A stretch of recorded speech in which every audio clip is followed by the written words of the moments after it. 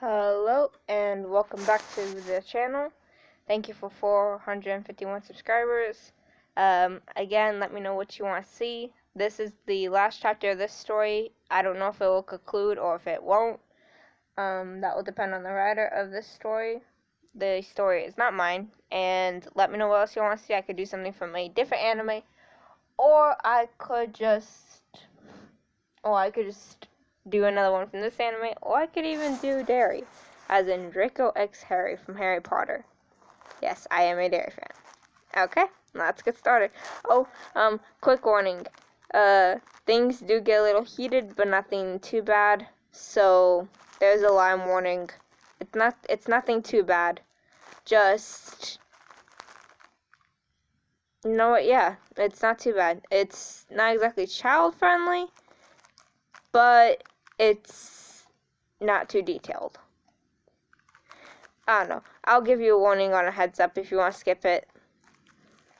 As Tokoyami's carrying Tsuyu to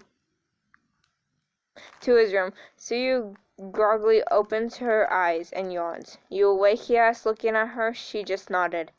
"Why did my heart beat so fast? What happened? Why did I want to kiss him so badly?" "Are you all right? You seem a bit flushed." "Maybe because of the alcohol?" he asked. She didn't answer. A couple minutes later, they reach his room. He puts her down on the bed. He closes the door, and Tsuyu speaks. "You know, you look like someone I love," she slurred, still under the alcohol influence. He turns back to her, surprised. How many bird-headed people does she know? "And who would the lucky guy be?" he asked. "Well, his name is Tokoyami. He's cool, level-headed, and cares for his friends. He's a fun guy when you start talking to him, and I kind of like his bird head." At this point, she sighed. "But the problem is that I'm too scared to confess. I don't know if he likes me or not," she concluded. Tokoyami, still shocked that Tsuyu actually loves him, sits beside her on the bed. "Tsuyu, look at me." Their eyes met. She seems to be crying a little. "I love you. You are kind, caring, and blunt. Your cool, calm demeanor is very attractive. And you are the most beautiful person I've ever met." He smiles at her. "Tokoyami."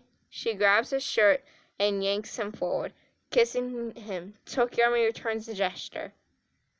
Tokoyami opens his beak to let her tongue explore. Her tongue feels amazing. She pushes him on the bed and starts removing his shirt while he removes her tank top. Dark Shadow, knowing things are about to get steamy, quickly shoots out and get what they need at the store. Words were not needed after that. Actions spoke for each other. Their own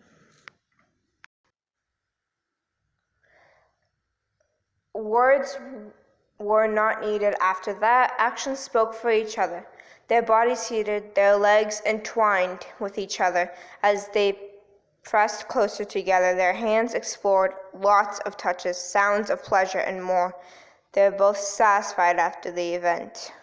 The next day, she opens her eyes while yawning. Why isn't there any lights in my room? Then she looks around and realizes that this isn't her room. Why am I fuming? Then the events came running back to her. She repeated, "Sue, you awake?" She jumped, looking at Tokoyami. She blushes. "Yes." "Good. Wear your clothes because we need to talk." She gulped. After a couple of minutes later, both of them are dressed.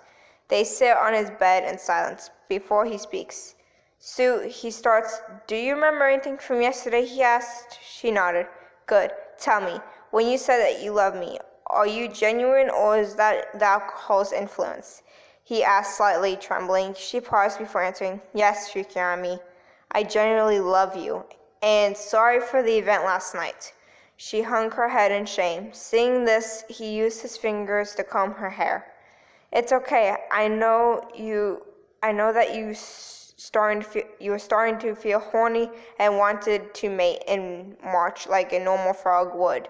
So it's understandable." She nodded. As much as he doesn't want to admit it, He liked it. Dark Shadow pops out.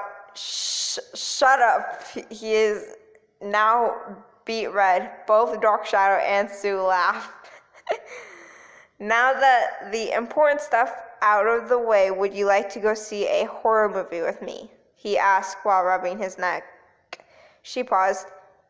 Is this a date for you, Mikun? She asked. If you like it to be a date, then it is. Okay, I will go on a date with you. She kisses him on the beak and goes back to her room. He smiles. He then takes a bath and is getting dressed. He made a note to buy Ashido lots of Pocky. He heard a knock on his door. I'm coming. He opens the door to see Suyu in her green dress while he was in a suit. They walk downstairs to be met by Class 1A sitting in the common area. Some were watching TV, some were puking in a bin. Kirishima is the first one to notice both of them. Hey, where are you guys going? And why do you both dressing like that? He asked. Everyone then looks at them. We're going on a date, Ryubit, she answered. Tokoyami nodded. Really? Sorry, voice crack. Really? Ashido asked. What happened? When did you guys get together? Why didn't you tell us anything? Calm down, Mina. Get away from him, Mineta yelled, making everyone look at him. He is pointing towards Tokoyami with a bandaged-faced arm and leg. Whoa, what happened to you? Midoriya asked. Nothing happened, right? He looks at Mineta with a cold gaze. He then quickly agrees. Everyone was worried, but they didn't put too much thought into it. Both of them then walked to the front. Are you ready? She holds his hand. He squeezed back. As ready as I'll ever be. As ready as I've ever been. They then walk out of the campus, excited at what is to come next. Here, I'll read the author's note. I say just skip a minute ahead if you don't want to hear the author's note, which is probably what half of you will do, but hey, credit to the author. That's it, guys. This is the end. Thank you for a wonderful journey. That is the story. You guys are the best. Next story is a fantasy AU. Be sure to look out for that. Anyways, this has been a blast to write. Thank you, everyone. Our author is Roth Hector, and yeah. So this is the last part of the story.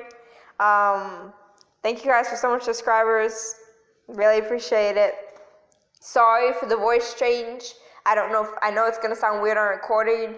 I went from using my microphone to being interrupted to now having to sit somewhere with more of an echo. But aside from that, I hope y'all like the story. Again, let me know what I should read next. I really want to know what y'all want to hear next. And yeah, I feel like maybe I should read a Deku Toga or something, because y'all for some reason seem to really like that ship, which is kind of strange, but hey, I'm a neutral shipper. I don't judge, and I respect everybody's ships. So again, let me know what you want, or let me know if you want one from another anime, please, like Assassination Classroom, Black Butler, and then many others. I also would do a Harry Potter ship. If y'all got any Harry Potter ships that you would like to hear, I will find a story. Well, I will try writing something. I do not know yet, but hey. Anyways, that's it for this video. Wow, only 8 minutes. That's like the shortest video. Anyways, I'm out. Bye.